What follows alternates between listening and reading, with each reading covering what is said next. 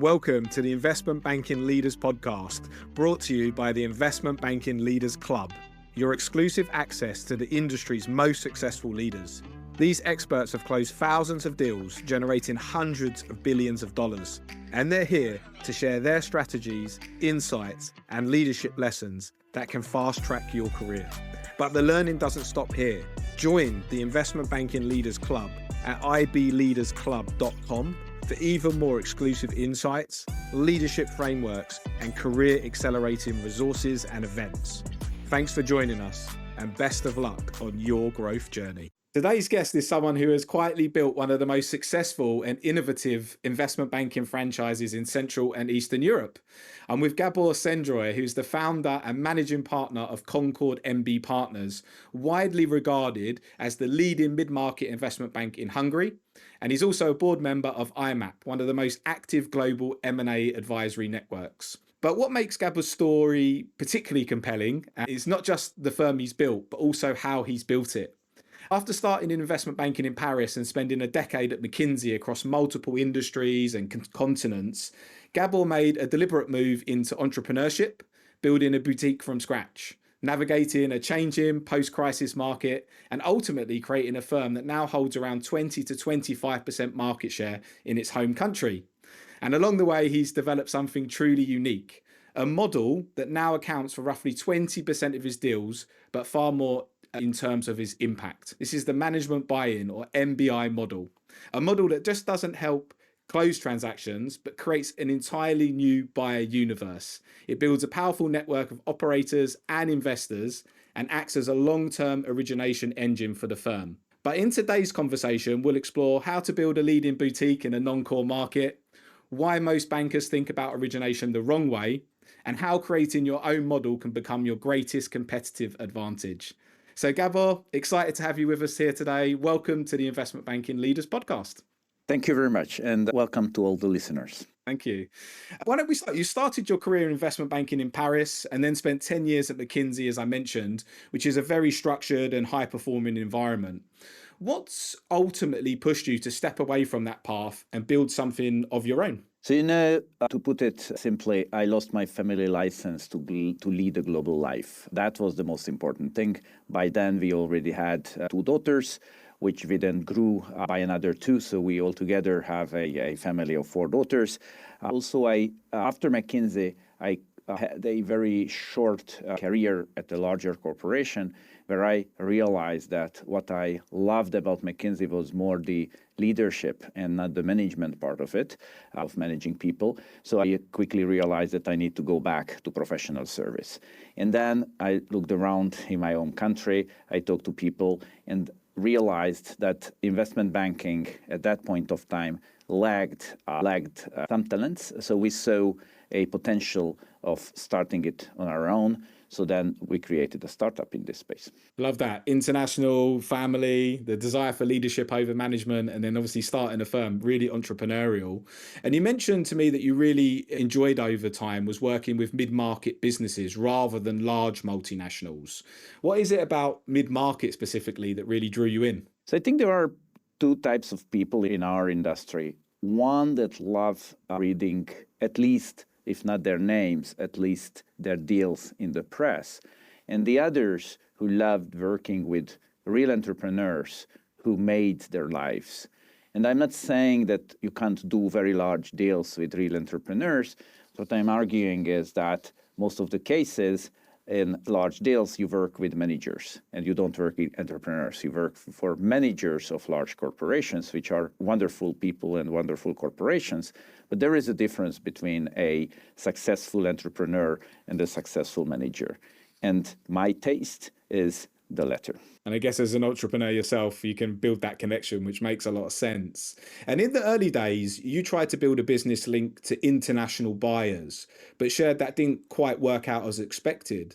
What did you learn from that period? So look, as you rightfully said, myself and my partner at that time, with whom who is still my partner today, with whom we started this business, we came from strategic consulting. So we didn't really had the knowledge base of investment banking. So there were a couple of things that we didn't know, and we thought that we would know better. And the first thing was that we would build a Central Eastern Europe focused franchise focusing on buy sides. And we did it together with Wells Fargo. So we became an allied network member of Wells Fargo covering Central Eastern Europe. And we thought that we can build Central Eastern European deals to American firms. So we wanted to build our business basically entirely on buy sides. And what we needed to realize after 2 years of struggling is that while buy sides are very good businesses, and I still believe that specifically, at least in the mid-market, it makes lots of sense to do buy sides as well, but you can't build a firm exclusively on buy sides. So that was the first learning. And the second learning was that there is this wisdom within investment banking that you have to focus on deal execution, at least in our experience with mid-sized deals, because some of the specificities, you need to be able to juggle a rather large number of deals and increase the number of deals to have enough closings at the end of the day, rather than focusing on a smaller number of deals and try to maximize your success in those. So I think these were the two learnings, which after 2 years made us change our own strategy and brought us to different other directions. Super interesting. It makes a lot of sense. Obviously, that variety in knowledge and services that you offer, and of course, more successful win rate versus necessarily just putting in a lot more volume. So again, really interesting take. I think after the post-financial crisis as well, I think international buyers became less active, I think particularly in Hungary, if I remember rightly from our discussion. How did that change the way you then approach deals and origination? So when I was talking about strategy change, what we did is actually we acquired a local firm in Hungary which focused on the Hungarian mid-market activities. Now, we took it over because they were struggling. That was right after the financial crisis. And they were struggling because it was not a struggle for them to win new mandates, but it was a struggle for them to bring them to closure. And let me remind you, that was the start of this political era, which it was 2010, 2011, when we had this new populistic government coming in place, which only after 16 years, a couple of weeks ago, got replaced. But the founder of this business concluded that the reason why he struggles with finding buyers was because Hungary lost the sexiness of the economy because of these populistic political ways of doing things. And so we took over the business, and we thought that where we are going to be able to bring value to the business and value to our customers or clients is that we will be even better in identifying international buyers for their firms. Because indeed, after Hungary and Central Eastern European countries were entering into the EU in 2004, most of the mid-market companies have been taken over by mid-market companies coming from the Western world. Now, when we took over the business, we were very successful in securing mandates. And then we struggled again finding buyers for these businesses internationally. And then the striking light came to me when, within the IMAP network, I participated at one of the bi-yearly conferences, and our Czech partners explained to us that even then, in 2012, after finishing or concluding 10 successful transactions, 100% of the buyers were coming from their own country, which meant that it was not or at least that was our conclusion and the realization, that it was not a Hungarian specificity that international buyers disappeared, but it was a Central Eastern European phenomena. And I can go into the details what we understood by then on a macroeconomic level, why that happened, because it did not mean that these countries were cut off of international trade. It was more that they were all integrated into the international flows through the being integrated into the international trade flows and supply networks. And then the international companies were not any longer interested, for all different reasons, to actually buy the companies they needed supply from, because they could just very easily get it through the trade flows, so they didn't need to actually own these businesses. So this is when we realized that we need to find local Hungarian investors for the local Hungarian mid-market deals. And this is what brought us to very new territories. It's so interesting how you identified what was going on in the economies, the learning from IMAP and your Czech partners, and this kind of structural problem that the trade has reduced the amount of international buyers. So I guess this is where it gets really interesting, right? You've got these strong founder-led businesses locally, but no real natural buyers or succession solutions with less interest from international. So what was the moment when you really realized, hey, we need to build something different? So at this point of time, we actually gathered a couple of pieces of information. And we did two things. When we realized that we need to find local buyers, we started contacting Hungarian entrepreneurs and Hungarian large companies. And that was a good move because the first 2-3 deals that we successfully closed after the takeover were done with local larger entrepreneurs or larger companies. So that's basically a local consolidation game, be it vertical, horizontal, or financial investment. We all had those. And then I had a couple of kind of experiences that I put into this. And I remember having thought this through with Christian Orban, my partner, who was supportive, of course, because he's always very supportive of any idea, but he was a bit skeptical. And then let me tell you a couple of experiences that I brought into what we started building. The first was that the team sold the company in Hungary 2 years before we actually bought the business to two managers whom they brought into an industrial deal that they represented. And these two managers acted initially as interim managers to the business. So they brought them in as interim managers, and then they realized that this is such a great business that they would not only manage it, but they would buy it. Now, arguably, this is a quasi-MBI MBO, whereby they were outside managers, like in any MBI situation, but in fact, they were managing the business for half a year. So from this perspective, they were inside managers who are actually really MBO investors. That was one of the experiences. The other experience I had at that time was my INSEAD studies. I did MBA at the Singapore campus of INSEAD, and we had a course which had the title Realizing Entrepreneurial Potential.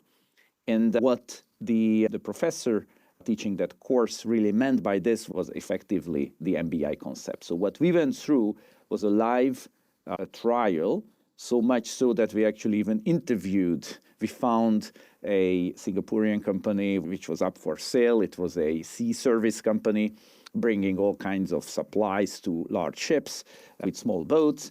We did the financial analysis. We put together even an offer, and then we stopped doing it. But it was a live simulation of what we do with our MBI concept. So then I told to Christian that, look, I think one of the ways in which we can find buyers is actually trying to motivate managers who have been employed managers to take over these companies, partially because one of the learnings we had with working with all these companies which were up for sale is that they are actually missing, or they have been missing, the CEO position, because most of these companies have been managed by the founder owner.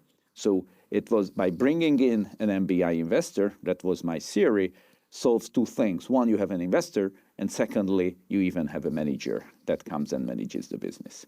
So it was really, in a way, based on all these experiences, my thinking, and then we started working on it. And we have been working on this concept ever since, more than almost 13 years. It's amazing. Thanks for sharing. And it makes so much sense. So it almost like struck the lightning. You had that experience to actually test it, and then you drew it back to your studies and the testing or the scenarios that you built for your studies. So really interesting. Just to really clarify this MBI model, could you explain it in really simple terms for all the listeners so we can really connect with it? So MBI model, the word MBI, has management buy-in, is somewhat self-explanatory and has been in the books for long.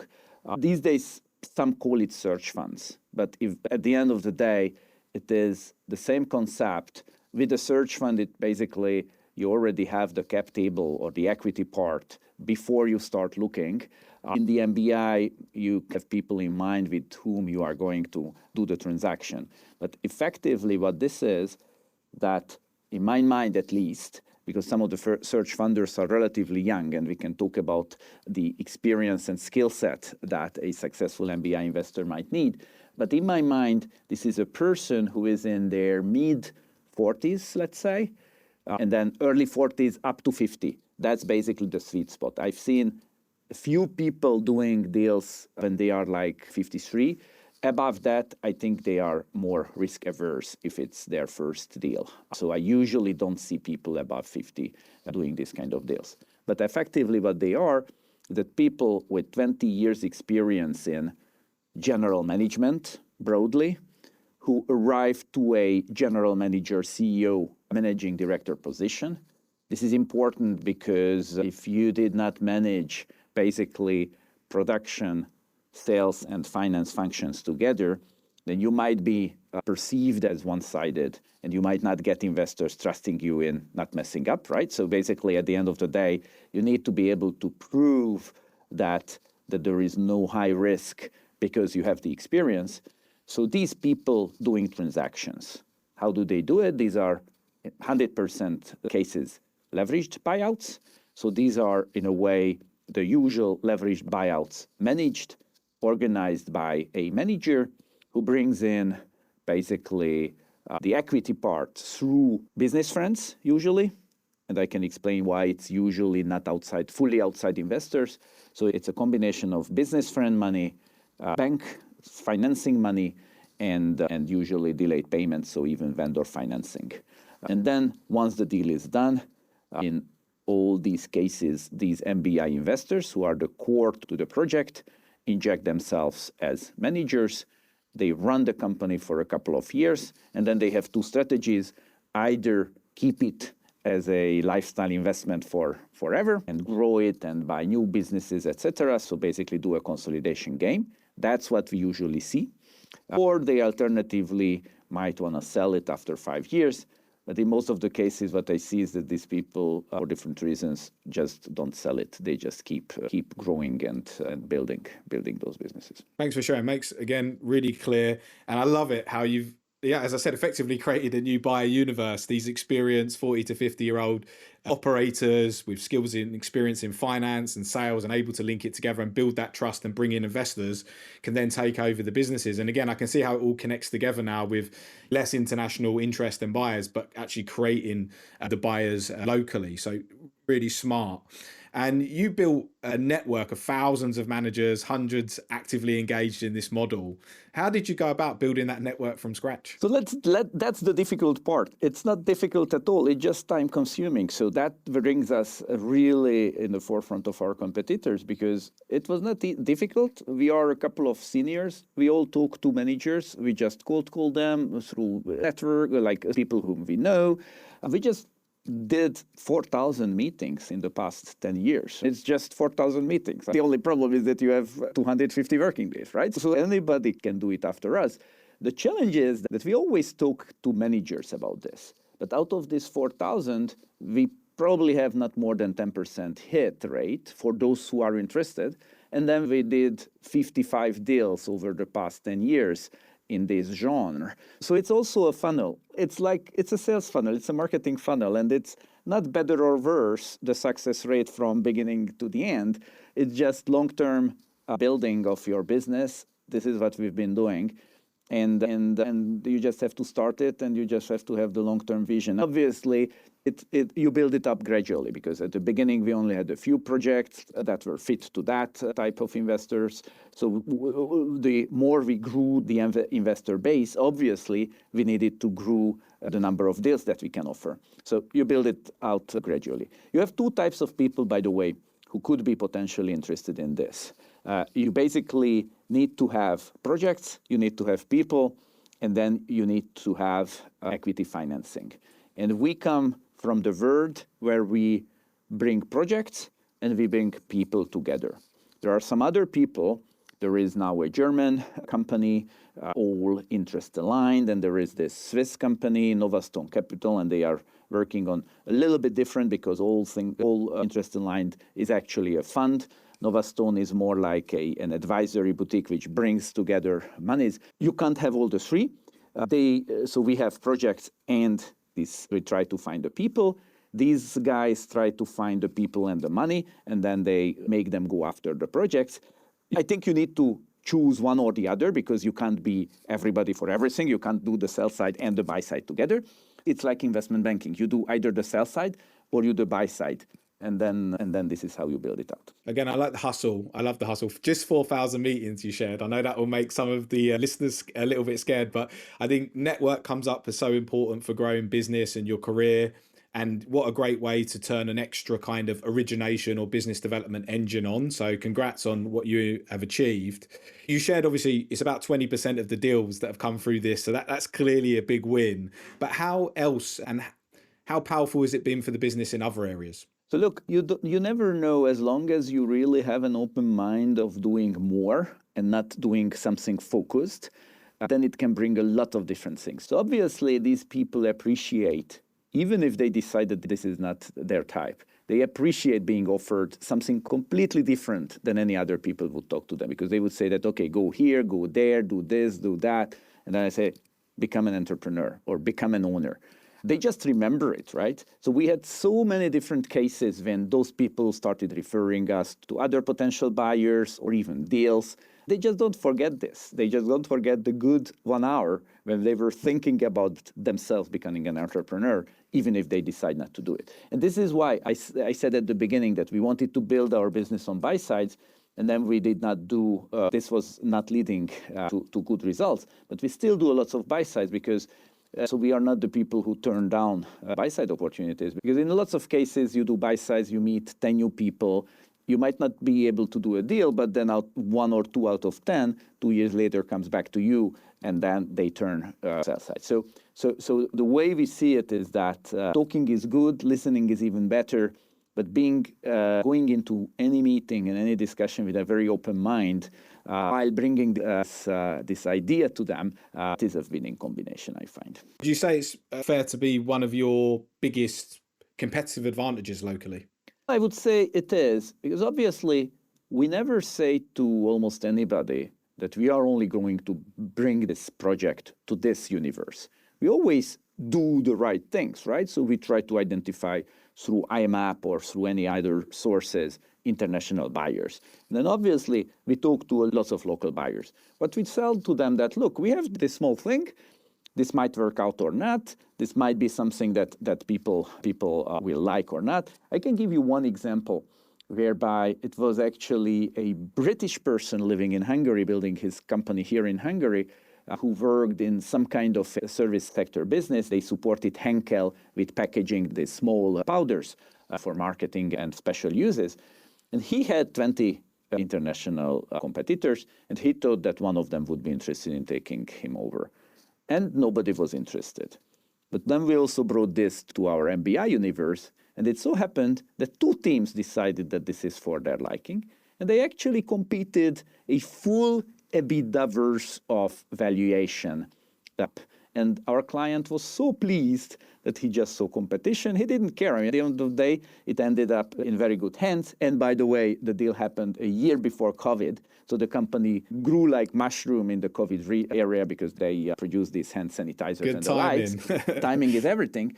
But our client was very happy because he just saw competition. And at the end of the day, you care about good quality investors, but these were very credible people, both teams, and they competed up by almost a full EBITDA. So everybody was happy. Thanks for sharing. Definitely helps us connect a bit more. Now, we've got a ton of investment banking leaders who are leaders listening and aspiring leaders. And we know that transition from execution to origination is one of the toughest. So having done what you've done, what can they learn? What can they learn from how you built this model?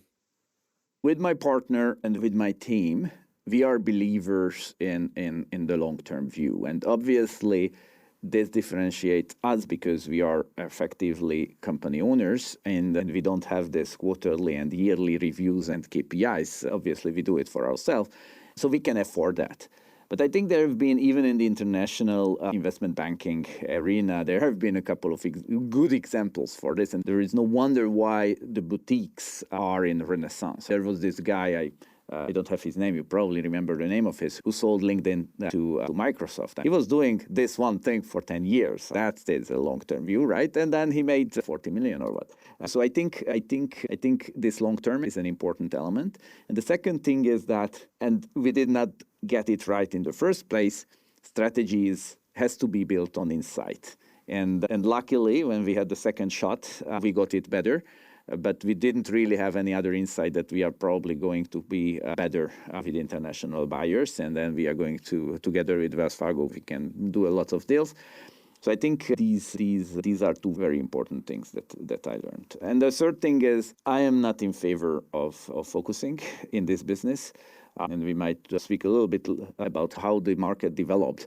But I think the market is not in favor of focus. The market these days, with all the uncertainties and changes and different difficulties, is more like a broader project base, because you cannot predict which segments of the economy is going to be hit at any given point of time. So I think the more balls you can throw up in the air and juggle, I think that is what we call multitasking. That is, for me at least, the name of the game in mid-market. Now, adaptability, flexibility, especially in stable times, has never been more needed. So I can see that, and the entrepreneurial spirit as well. Let's talk a bit about the firm then. So your firm operates with a relatively small team, but really high output and strong market share. So how have you structured the business to achieve that?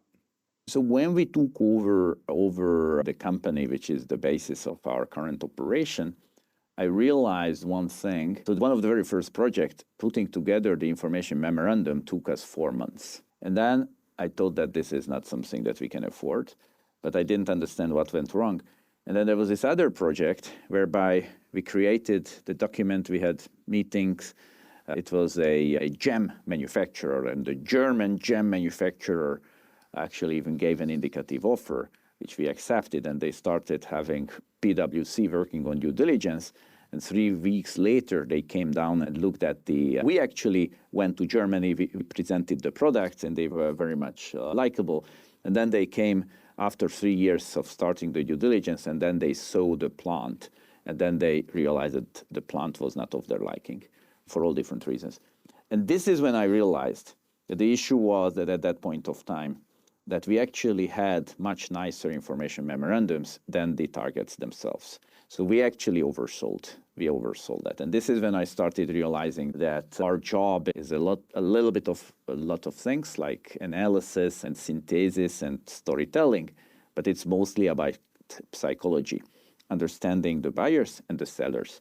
And if it's a psychology game, it's not about the information memorandums. And the information memorandum is not going to sell the business. If the information memorandum is better than the business, then it might sell, but then the realization hits you and comes from your backside. So we actually try to do things in a very lean way on administration. I can give you 2 wonderful examples. And I have to tell you that both come from my predecessor owner. So none of them is my innovation. And obviously, I have to tell you a bit of a background story. We are not a regulated business as in any other continental market. But our client mandate is barely 2 pages, okay? It's 1.5 pages. And I'm not saying that it does not contain every important element of the client contract, so much so that a couple of months ago, a German purchaser manager told me that this is wonderful. I can't put any other dots or take away anything. This is as perfect as it is. And he signed it. So I have international clients signing these pages. And what brings that to us? We probably had 500 contracts signed in the past 15 years. And only 3 times an entrepreneur told me that I have to get it through my lawyer. They understand it. It is in plain language. And I can tell you that we are now doing with a client of mine a transaction in Romania for which only the due diligence contract was like 5 different documents and I counted 73 pages.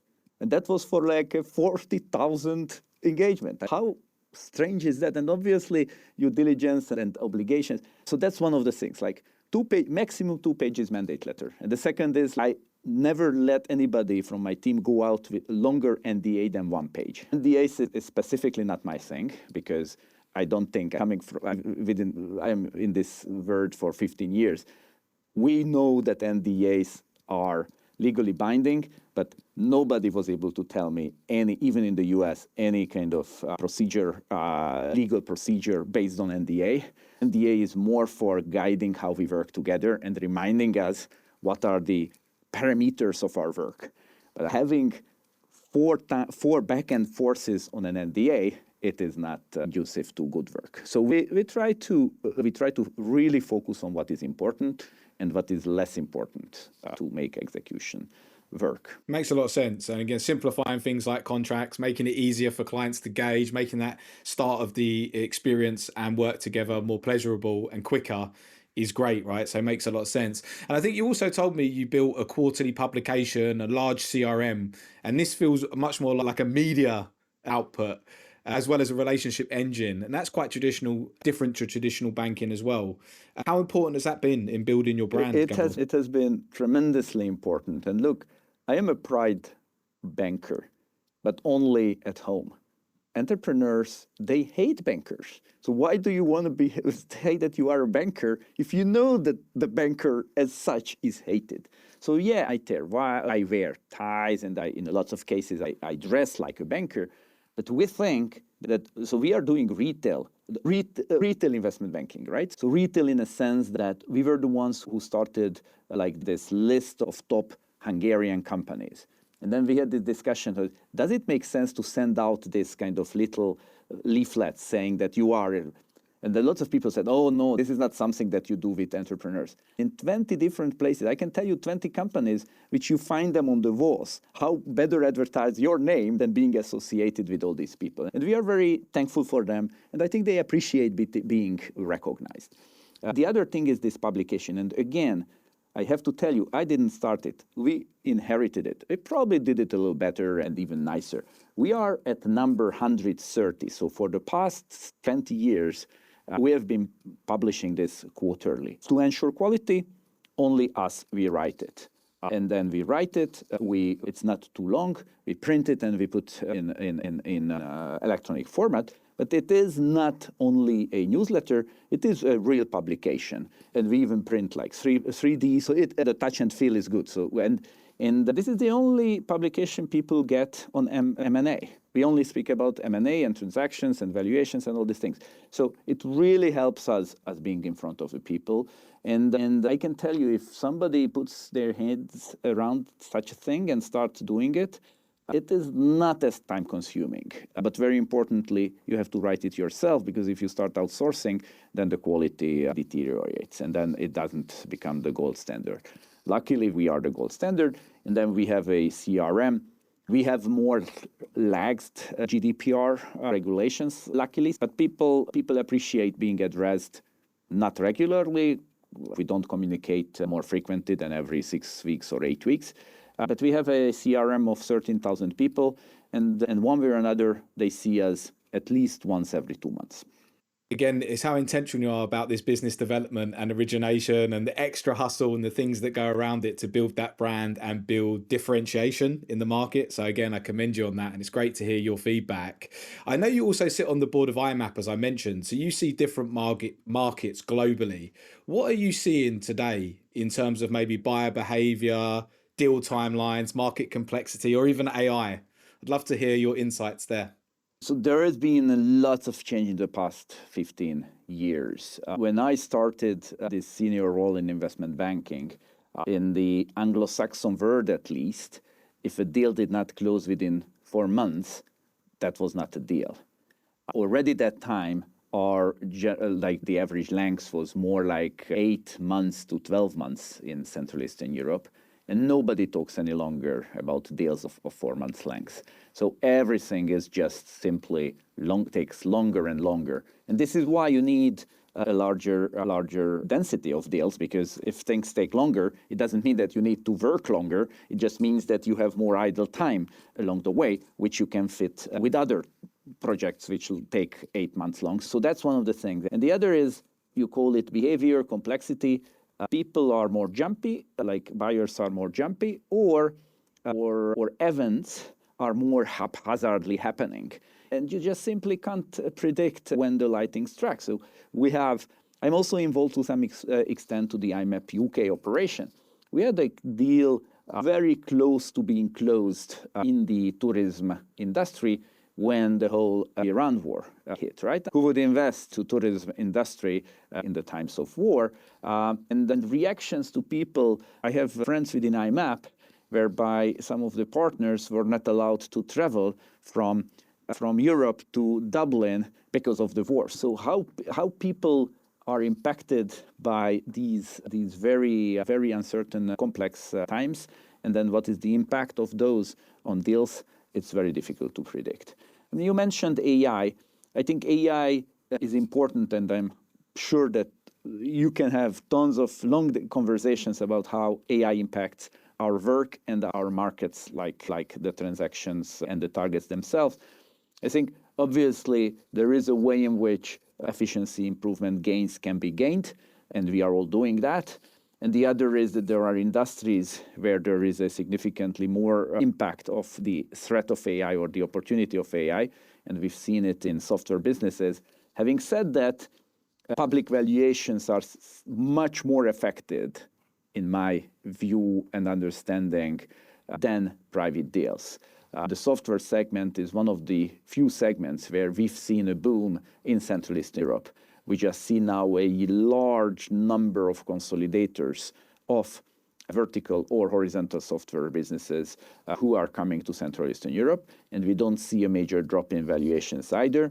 So how AI is going to have an impact, it's, I think, not yet fully determined.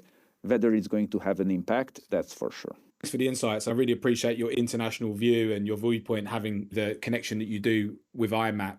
And I agree with you. It comes back to that. So much going on, geopolitical, so much changing in the landscape, deal making, times, behavior, AI. How can we be adaptable and roll with that and still be successful in the ever-changing markets? If I can circle back a little bit to one thing, which makes me believe that in the next 20, 30 years, our job is not going to be fully wiped out, is that, as I said, I think 50-60% of our job is psychological, and I haven't seen AI being very sensitive in talking to entrepreneurs. So I don't see a human robot coming in and talking to any of my clients. So I think I am quite relaxed that we will have jobs to do, and obviously we need to use every efficiency improvement opportunities and skills and technologies to make our life easier and the deals more smooth. But the bulk of it is going to be done by humans, as long as there are humans on the board. Couldn't agree with you more. I think that human connection and the relationship is king, and will only get stronger, I think, with AI coming in and that need for connection. Believe it or not, it's been an amazing chat. Believe it or not, we're coming towards the end. So one final question.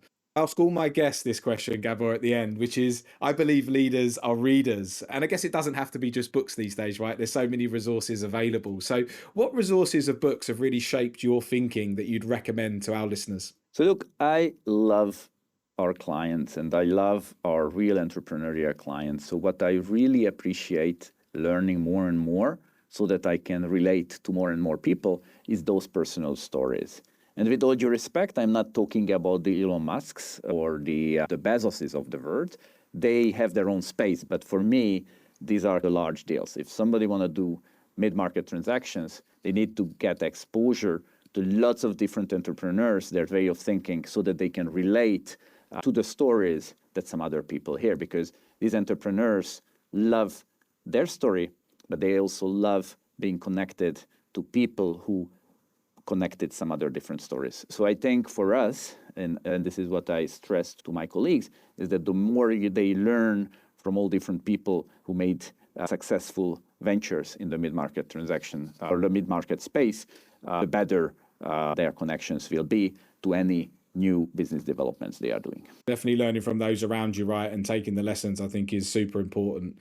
Gábor, this has been an amazing conversation. It's been so interesting learning about your journey, how you've built such a successful boutique, and of course, your really unique origination approaches such as MBI and the publication. So thank you so much for taking time out of your schedule to spend it with me and our listeners today. I really appreciate it. I really appreciate it as well, and thank you very much. Take care. This episode of the podcast was brought to you by the Investment Banking Leaders Club. And to keep leveling up your career, join the club at ibleadersclub.com for exclusive insights, leadership strategies, and career growth resources straight from the industry's top professionals. I want to say thanks to our key partner, Outram, the global leader in financial deal gifts, awards, and recognition, for their ongoing support of our mission to empower both aspiring and senior investment banking leaders. I really hope you enjoyed today's episode. Thanks for tuning in. And until next time, best of luck on your growth journey.